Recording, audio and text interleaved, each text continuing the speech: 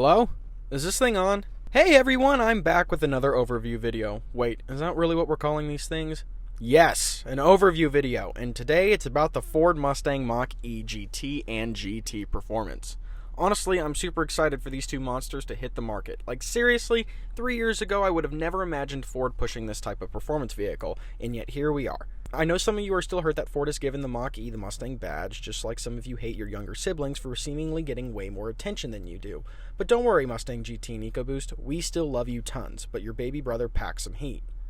I've actually already done a Mach E premium review on this channel, along with 3 other Mach E videos, including a drag race. So I'm going to link those in the description below just in case you want to watch them, and you should really go watch them. Before we get into this video, I also want to remind you to hit that like button down below and to subscribe. We are pulling that 1,000 subscriber goal closer and closer to us, and it means a lot when you guys show support. However, with that being said, let's hop into the Mach E GT. So of course the first thing I'm going to be talking about is power. Let me preface this by saying the Mach E Premium E4X I reviewed made 346 horsepower and 428 pound-feet of torque, and is supposed to do 0 to 60 miles per hour in 4.8 seconds.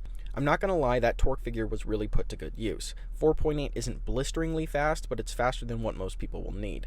So what about the Mach E GT and GT performance? Well, both the GT and GT performance are supposed to make 480 horsepower, and that's 20 more horsepower than the normal Mustang GT. This GT stuff is going to really get confusing really fast. Okay, so 480 horsepower is a good amount, but it's not crazy. So what about the torque? Well, this is where the GT and GT performance take different paths. The Mach E GT is supposed to make a whopping 600 pound-feet of torque, and the Mach E GT Performance is supposed to make 634 pound-feet of torque. Just wow. All that power is sent through an all-wheel drive system that rockets the Mach E GT from 0 to 60 in 3.8 seconds, and the GT Performance in 3.5 seconds. For comparison, the Tesla Model 3 Performance makes around 470 horsepower. I got that off a Car and Driver article because Tesla stopped reporting power figures, but they didn't stop reporting 0 to 60 times. The Model 3 is supposed to do 0 to 60 miles per hour in 3.1 seconds. Whether you're doing 0 to 60 in 3.5 or 3.1, it's still wicked fast. Technology is big when it comes to EVs, so what does the Mach E GT give you? Again, I go over a lot of this in the Mach E Premium review, so after you're done here, go watch that. The first thing you'll notice is a massive 15.5-inch touchscreen running Sync 4A. So, Sync 4 is an operating system I've had a good experience with. No, it's not iDrive and it's not Tesla's operating system, but it's simple and easy to learn, and Sync 4A has wireless Apple CarPlay, something Teslas don't have. So that's a win for the Mach E. Within Sync, you get the ability to choose your drive modes: Unbridled, Engage, and Whisper. Basically Sport, Normal, and Eco. You'll be listening to your music through a 9-speaker Bang & Olufsen sound system, which I think is pretty decent. In front of you, there's a minimalistic 10.2-inch digital gauge cluster showing your speed, driver assist status, and range.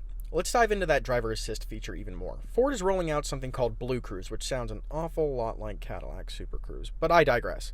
Blue Cruise, like Super Cruise, is going to use a sensor to read your eyes to make sure you are paying attention to the road, which will allow you to remove your hands from the steering wheel without the car getting all pissy. I don't believe Ford has given a hard date on when Blue Cruise is going to get a full rollout, but hopefully it's soon. The Mach E already has the sensor mounted to the steering wheel column, so you won't need to upgrade. On top of those goodies, you get a wireless charging pad for your phone, heated front seats, intelligent access, rain-sensing wipers, and ambient lighting. Plenty of things to keep you happy for at least a couple months until the novelty wears off. Since this is an EV, I would be doing you all a disservice by not talking about range. So the Mach E GT gets about 270 miles to a charge, and the Mach E GT Performance gets 260 miles to a charge. Oof. For comparison, the Tesla Model 3 Performance gets a staggering 315 miles in a single charge. So compared to gas vehicles, EVs still have some ground to make up, but they are getting there.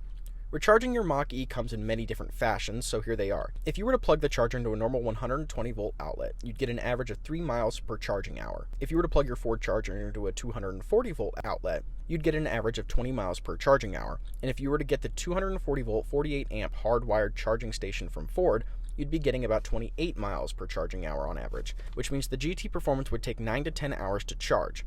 I guess you'd be sleeping, so no big deal in my book. Just remember to plug your car in. That Ford connected charge station costs $799 before installation, so I'd probably keep $1,000 stashed away for that charger.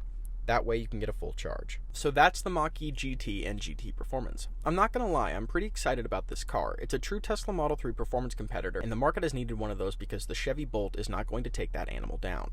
I'm going to bring you guys a full-fledged review as soon as possible, so just sit tight and have sweet dreams of the videos yet to come. We will be drag racing the Mustang GT versus the Mach-E GT and the Mach-E GT Performance as soon as we can. Speaking of drag races, this video is almost over and we have a drag race with the Mach-E Premium E4X, the Mustang GT, and the Mustang EcoBoost, so make sure you go watch those next. Also, don't forget the review of the Mach-E Premium either, or I will know. Anyways, if you liked the video, destroy that like button for all its crimes and subscribe to see more content from us, and I'll see you all in the next video.